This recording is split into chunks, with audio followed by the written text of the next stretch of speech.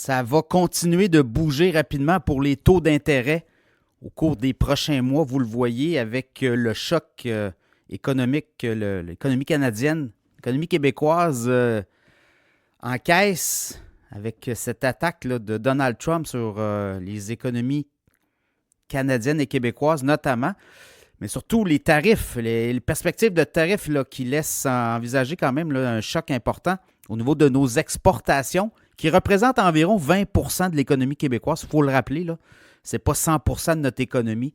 On exporte davantage dans le reste du Canada et dans le monde qu'aux États-Unis. C'est important de rappeler tout ça, mais le bottom line, l'économie québécoise, l'économie canadienne ne roule pas du tout. 2024, 1,3 environ. Là.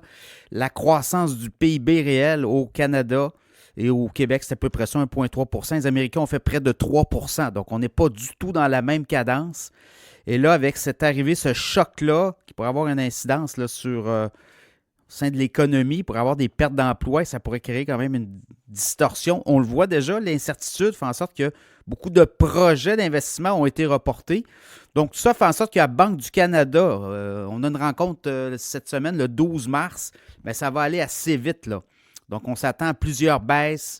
La Banque du Canada qui va accélérer la cadence pour libérer là, du potentiel économique, c'est-à-dire les taux d'intérêt, vous le savez, pour les entreprises, des taux d'intérêt très élevés, bien, ça vient bloquer la possibilité de bouger. Même chose pour les consommateurs. Là. Les gens renouvellent leur hypothèque à des taux très élevés. On avait un taux directeur à 0,25 pendant la COVID. Et là, par la suite, on a monté le taux directeur autour de 5,50, autour de. Là, on descend, on est à 3 le taux directeur. Et attendez-vous à plusieurs baisses au cours des prochains mois. 12 mars, on s'attend, les économistes, les analystes, on s'attend à une baisse de 25 points de base. Après ça, le 16 avril, un autre 25 points de base. Et là, ça pourrait même aller plus vite que ça. On pourrait peut-être même annoncer 50 points de base le 12 mars, donc cette semaine. Et par la suite, le 4 juin, une autre rencontre, on pourrait baisser encore là 25 points de base. Et 30 juillet, on pourrait encore baisser de 25 points de base. Donc, tout ça pour dire que si vous avez des hypothèques à renouveler cet été, au cours des prochains mois, attendez, laissez aller le temps et vous allez avoir un meilleur taux, évidemment. Négociez votre taux. Allez voir ce que les autres prêteurs offrent aussi. Et ça va vous donner quand même un tour d'horizon. Et souvent, des fois, c'est 1 de différence entre un courtier et votre banque ou votre institution financière. Donc, vous pouvez négocier, évidemment, avec votre institution financière, mais si ça ne veut rien entendre, bien, vous pouvez commencer à regarder. Faites des démarches. N'arrivez pas à la dernière minute et changez, là, parce que je pense que ça peut être compliqué, mais informez-vous auprès des courtiers hypothécaires indépendants ou à tout le moins qui ne sont pas associés à des grandes banques et qui peuvent peut-être vous donner la mécanique là, pour déjà mettre en branle et si vous voulez changer d'institution, en tout cas pour votre prêt hypothécaire. Et sur des prêts de 200, 300 000, 400 000, un point de pourcentage, c'est énorme là, dans l'équation.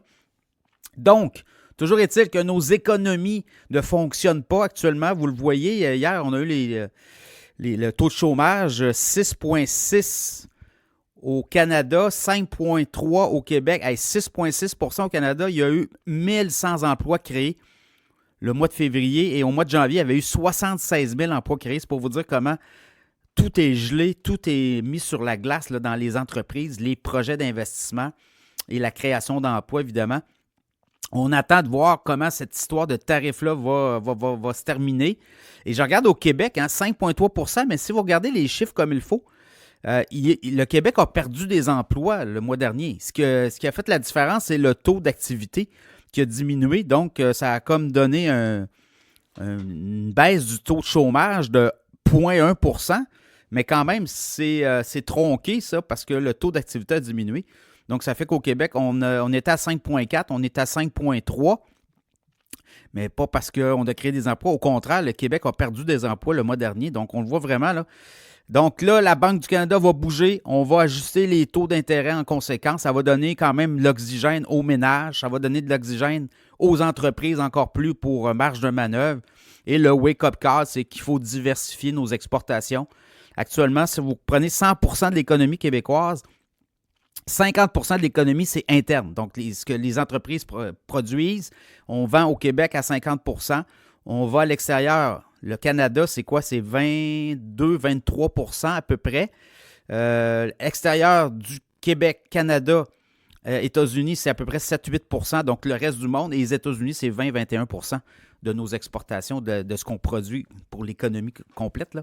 Donc, voilà. Oui, les États-Unis représentent 80 de nos exportations, mais juste le volume exportation dans l'économie du Québec, c'est seulement 20 qui vont aux États-Unis, là.